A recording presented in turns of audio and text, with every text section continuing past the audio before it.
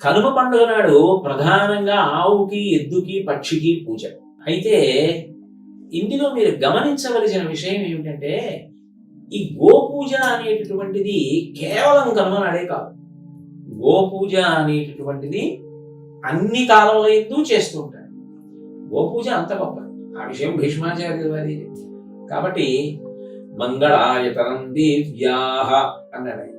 నీకు మంగళములు కావాలి అంటే గోపూజ చెయ్యి, గోవుకి ప్రదక్షిణం చెయ్యి అన్నాడు. మాతర సర్వభూతానాం గావ సర్వసుఖప్రదా వృద్ధిమాకాంక్షత నిత్యం గావ కార్యాః ప్రదక్షిణాః. వేదం చెప్పిన మాటలు, భీష్ముడు చెప్పిన మాటలు చెల్లవంటే ఎలా?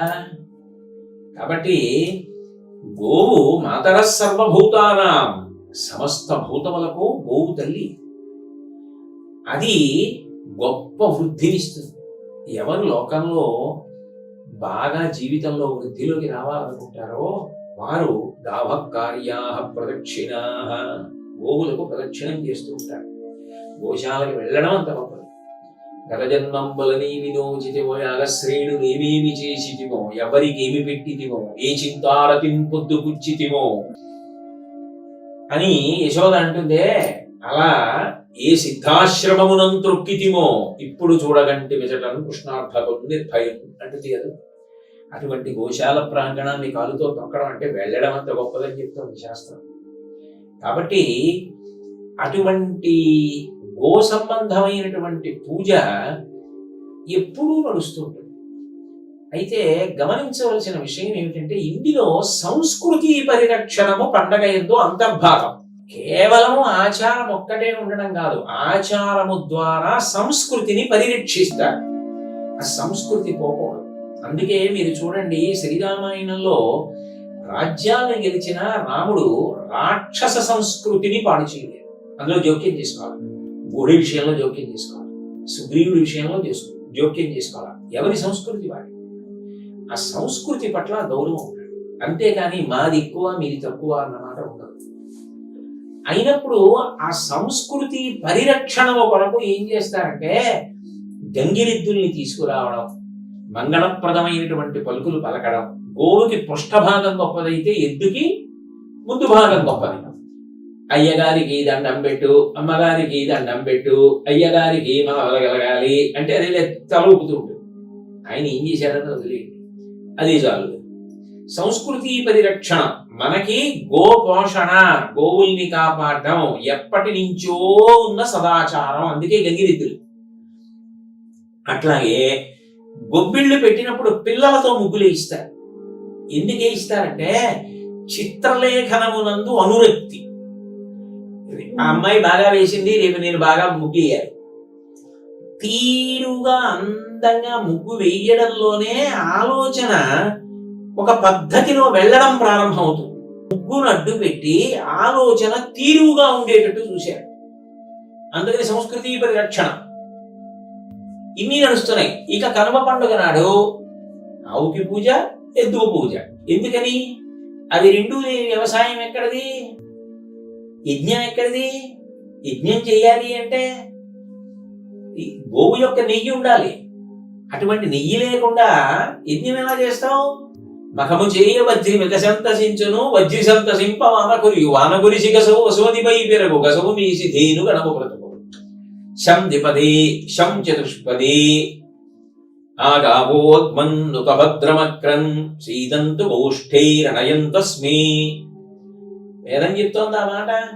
ఆవులు మా ముంగిళ్లకు వచ్చుగాక, వచ్చి నిలబడుగాక, పెద్దగా రవము చేయుగాక, మేము వాటిని పోషించడముగాక, అవన్నీ మా గోశాల యందు ఉండుగాక, అవి ఎంతో సంతోషంగా ఉండడమే మా వృద్ధికి కారణము అని వేదం చెప్తోంది. ఇక్కడ ఏదో శ్లోకం పద్యం కాదు, గో సూక్తం చెప్తున్నటువంటి మాటది. అయినప్పుడు మనకి నిత్య జీవితంలో యజ్ఞానికి, యాగానికి అంతగా ఉపకరిస్తోంది ఆవు. అది లేని ధర్మచక్రం ఎలా నడుస్తుంది? మనం హవిషిస్తే కదూ దేవతల వర్షం కురిపించడం, వర్షం పడితే కదూ అందరం సంతోషంగా ఉండడం. వేళపట్టిన వర్షం పడద్దు. అలాగే ఎద్దు ఎంత కష్టపడి భూమిని దున్నుతోంది, అది దున్నకపోతే అన్నం ఎక్కడిది? అందుకని మన జాతి సంస్కృతికి ఉన్న గొప్పతనం. కృతజ్ఞత అంగీకరించాలి. కృతజ్ఞత అది ఏ ప్రాణైనా కావచ్చు. దాని పట్ల కృతజ్ఞతాభావం లేనివాడు మనుష్యుడే కాడు. అందుకని కృతజ్ఞత చూపించడానికి ఆ రోజున గోపూజలు, వృషభ పూజలు చేసి వాటికి పొంగల్ పాయసాన్నం వండి తీసుకొచ్చి పెట్టి మిగిలిన అన్నాన్ని తీసుకెళ్లి భూతతృప్తి కొరకు భూమి పాడవకుండా ఎప్పుడూ అనుగ్రహించాలని తత్శేషాన్ని తీసుకెళ్లి పొలాల మీద చల్లుతారు. కాబట్టి కనుమ పండుగ అనేటటువంటి ప్రధానంగా మనిషి కృతజ్ఞతావిష్కారములకు సంబంధించినటువంటి పండుగ. నేను బ్రతకడంలో ఎవరెవరు నాకు సహాయం చేశారో వాళ్ళందరినీ గౌరవించురా. కృతజ్ఞో నాస్తి నిష్కృతి కృతి చ ప్రతికర్తవ్యం దేశధర్మ సనాతన అంటారు రామాయణంలో. ఉపకారం చేసిన వాడికి తిరిగి ఉపకారం చేయడం ఈ జాతి లక్షణం. ఉపకారికి నుపకారము విపరీతము కాదు చేయ వివరింపంగా అపకారికి నుపకారము నెపమన్నక చేయువాడు నేర్పరి సుమతి అంటారు స్వాతి శతకర్త. కాబట్టి ఆ కృతజ్ఞతాభావం లేకపోతే మనిషి జన్మకు అర్థం ఏముంది? అందుకొచ్చింది. దీన్ని ప్రత్యేకించి గోవులకు, వృషభములకు కృతజ్ఞత చెప్పేటటువంటి పండగ. సామూహిక పూజ చేసి సంతోషిస్తారు. పక్షి పూజ ఎందుకు అంటే పక్షి ఎందుకు ఒక విశేషమైన లక్షణం ఉంది. పక్షి గింజలు తిని బతుకుతుంది. అది పుట్టడమే చెట్టు మీద పుడుతుంది. చెట్టు మీద తల్లి తండ్రి గూడు పెడతారు. తల్లి అక్కడ పొదుగుతుంది. పొదిగిన తర్వాత అక్కడే పుడుతుంది. పుట్టిన తర్వాత అన్నం కోసం అక్కడే అరుస్తుంది. తల్లి పక్షి వెళ్ళి ఆహారం తీసుకొచ్చి నోట్లో పెడుతుంది. కాబట్టి దానికి పుట్టుక వృద్ధి చెట్టు మీద. ఆ తర్వాత అది కూడా మళ్ళీ చెట్టు మీదే గూడు కడుతుంది. పక్షికి ఉన్న గొప్ప లక్షణం ఏంటంటే నా తరంలో చెట్లున్నాయి కాబట్టి నేను ఈ చెట్ల మీద గూడు కట్టుకుని ఉంటున్నాను, ఇంత సంతోషంగా బ్రతుకుతున్నాను. నేను తిన్న పళ్ళల్లోనూ కాయల్లోనూ ఉన్న గింజలు నేను మింగేస్తే జీర్ణం చేసేసుకుంటే ఇక రాబో తరానికి చెట్లు ఉండవు. అందుకని అది ఏం చేస్తుందంటే గుజ్జుని జీర్ణం చేసేసుకొని గింజలన్నీ వదిలేస్తుంది. రెక్కతో పాటు వదిలేస్తుంది. వదిలేస్తే అది భూమి మీద పడిపోతుంది. పడిపోతే వర్ష ఋతువు రాగానే వర్ష బిందువు తగలగానే ఆ గింజలోంచి చెట్టు వస్తుంది. ఆ చెట్లు రాకపోతే భావితరాలు ఎలా అని ఆలోచించింది పక్షి.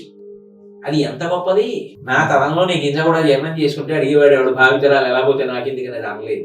ఆ పక్షి నుంచి పాఠం నేర్చుకో. ఎక్కడ మంచి ఉన్నా స్వీకరించడం మనిషికి ఉండవలసినటువంటి ప్రధాన లక్షణం. అందుకు కదూ దత్తాత్రేయుల వారికి అంతమంది గురువులు అయ్యారు.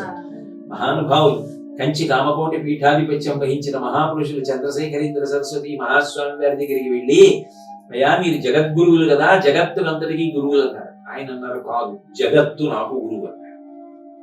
నేను జగత్తు నుండి పాఠం నేర్చుకుంటున్నాను అన్నారు. ఏమి వినయం? అవినయం అపనయ విష్ణు అంటారు కదా శంకరులు.